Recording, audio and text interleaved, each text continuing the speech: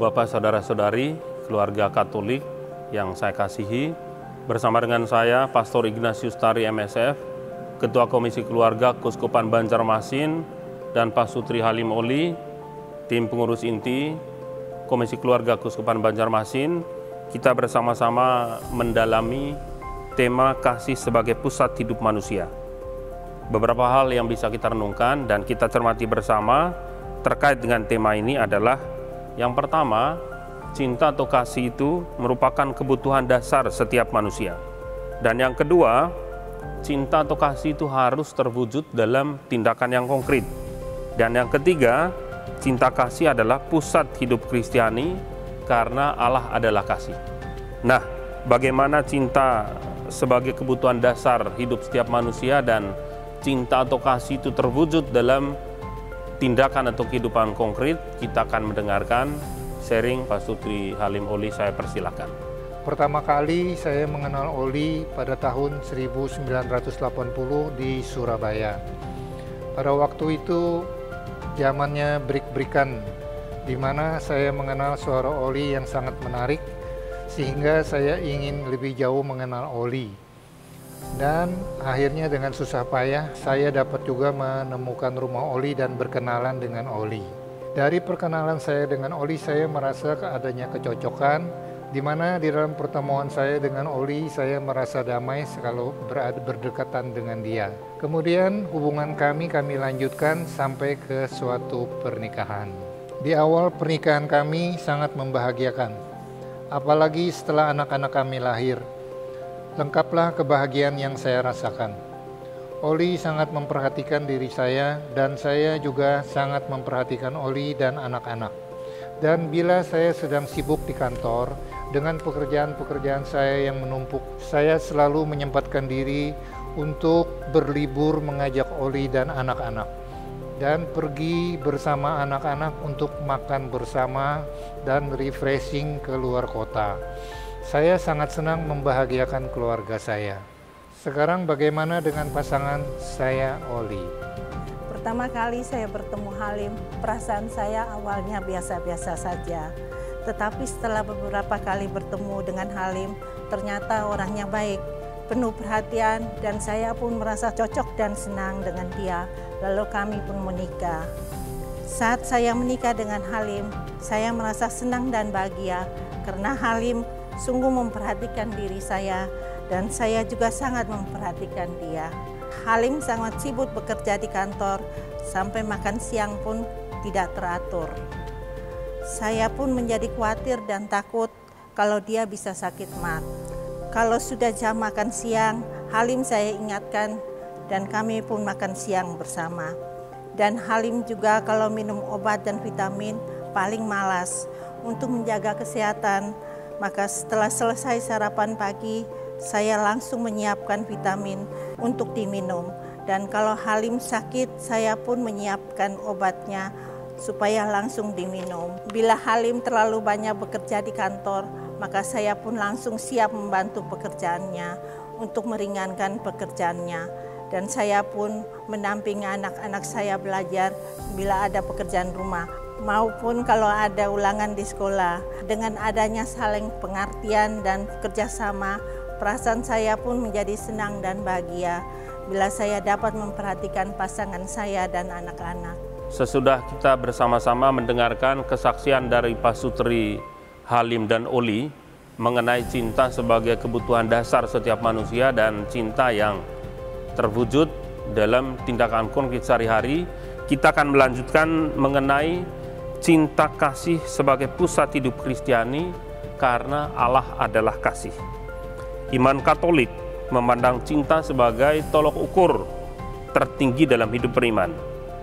Setiap tanggung jawab dan setiap komitmen dalam hidup beriman harus keluar dari kasih, yang dalam ajaran Yesus merupakan hukum yang paling utama. Kasih adalah segalanya, sebagaimana diajarkan oleh Santo Yohanes, yang ditegaskan di dalam ensiklik pertama Paus Benediktus ke-16 pada tanggal 25 Desember 2005, Deus Caritas Est, Allah adalah kasih.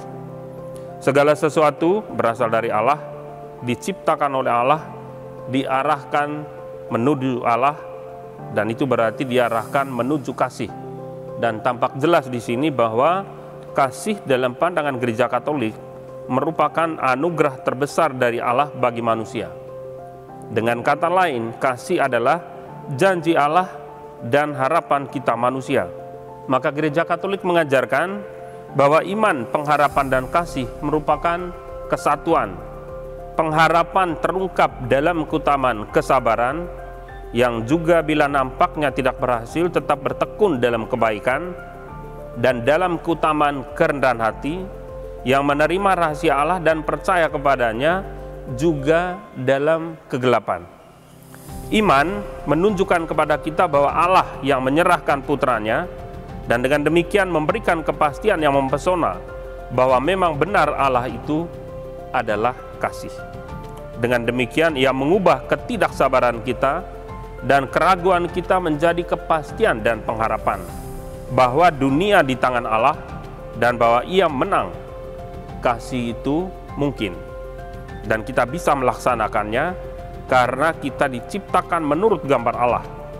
Nah, wujudkan kasih berarti menghadirkan cahaya Allah ke dunia ini.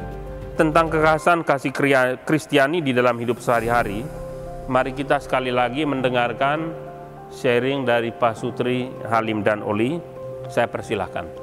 Dahulu saya beragama Konghucu, tetapi sejak kecil saya sudah bersekolah di sekolah Katolik. Sehingga lagu-lagu Salam Maria, lagu Bapa Kami saya sudah sangat mengenal sekali.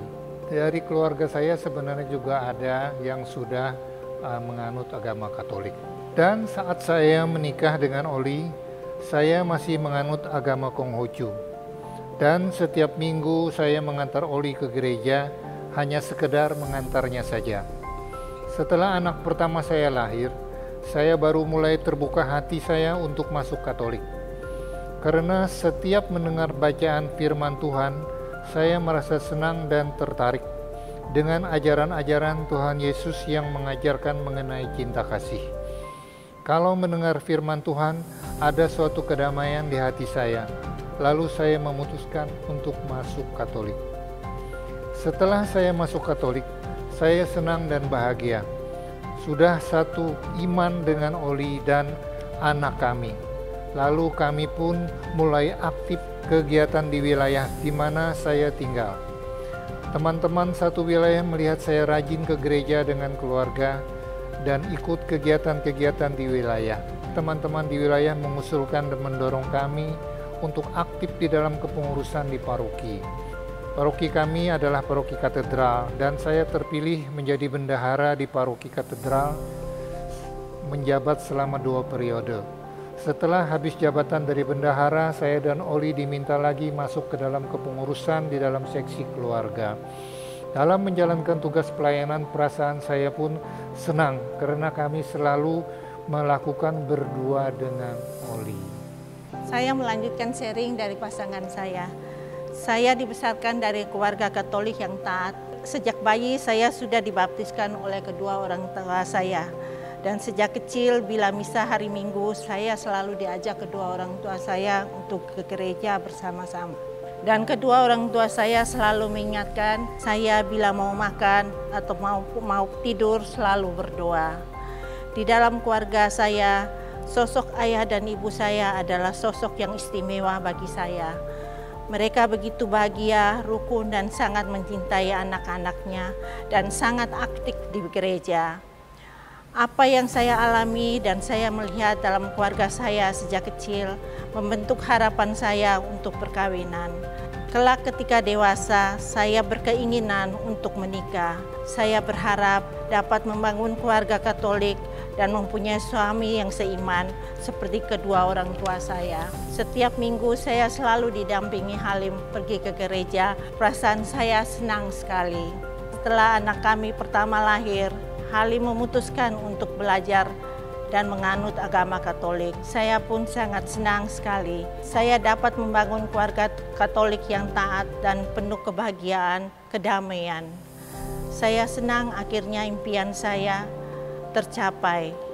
Kami bisa pergi ke gereja bersama-sama dengan anak-anak Dan setelah kami berdua sering mengikuti kegiatan-kegiatan perkawinan, kami menyadari bahwa kami merupakan tanda kasih Tuhan satu sama yang lain dan orang-orang di sekitar kami.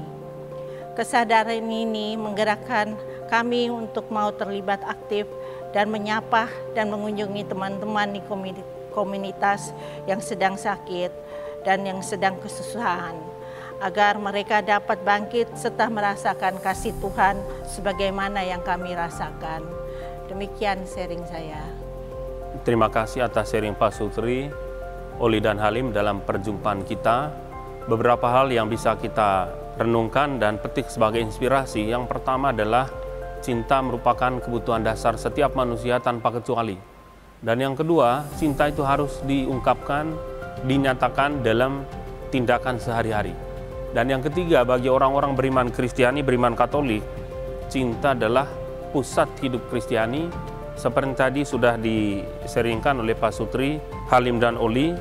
Dan juga kita mendengar dalam surat Rasul Yohanes yang pertama, bab 4 ayat 7-11, dan selengkapnya akan saya bacakan. Saudara-saudaraku yang kekasih, marilah kita saling mengasihi. Sebab kasih itu berasal dari Allah, dan setiap orang yang mengasihi lahir dari Allah dan mengenal Allah. Barang siapa tidak mengasihi, ia tidak mengenal Allah, sebab Allah adalah kasih. Dalam hal inilah kasih Allah dinyatakan di tengah-tengah kita, yaitu bahwa Allah telah mengutus anaknya yang tunggal ke dalam dunia, supaya kita hidup olehnya. Inilah kasih itu, bukan kita yang telah mengasihi Allah, tetapi Allah yang telah mengasihi kita, dan yang telah mengutus anaknya sebagai pendamaian bagi dosa-dosa kita. Saudara-saudaraku yang kekasih, jikalau Allah sedemikian mengasihi kita, maka haruslah kita juga saling mengasihi. Tampak bagi kita bahwa kasih itu adalah cinta yang diterima dan juga cinta yang dianugerahkan Allah kepada kita. Karena kasih Allah sendiri, laki-laki dan perempuan menjadi subjek kasih. Mereka dipanggil menjadi saluran rahmat untuk mengalirkan kasih Allah dan merajut persekutuan perkawinan atas dasar kasih. Mari kita di dalam kehidupan sehari-hari membangun kehidupan, membangun persekutuan dalam perkawinan dan hidup berkeluarga berdasarkan kasih. Tuhan memberkati.